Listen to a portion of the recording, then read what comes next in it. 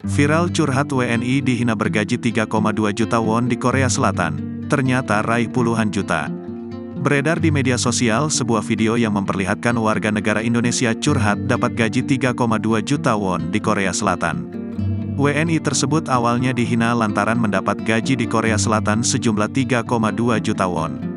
Namun siapa sangka, 3,2 won di Korea Selatan ternyata sang pria meraup gaji mencapai puluhan juta setiap bulannya dilansir dari TikTok @rizal_kimi, Kamis, tanggal 25 Januari tahun 2024. Pemilik akun tersebut diketahui merupakan WNI yang bekerja sebagai kuli di Korea Selatan.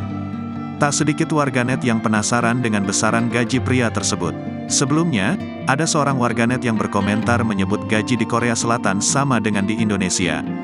Dia lantas memperlihatkan slip gaji pada Desember tahun 2023. Kebetulan udah dibagi slip gaji nih. 2024 Korea udah naik gaji, tulisnya. Dia juga memperlihatkan slip gaji dari rekan WNI lainnya. Sama seperti dirinya, gaji yang diterima WNI lainnya juga berkisar 3 jutaan.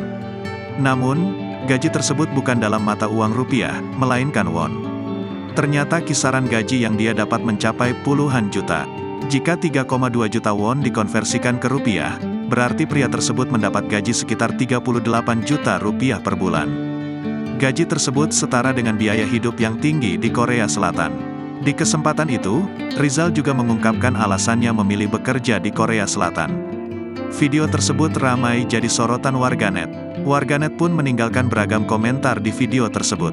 Bahkan tak sedikit dari warganet yang merasa kaget dengan nominal tersebut. Download Tribun X sekarang, menghadirkan lokal menjadi Indonesia.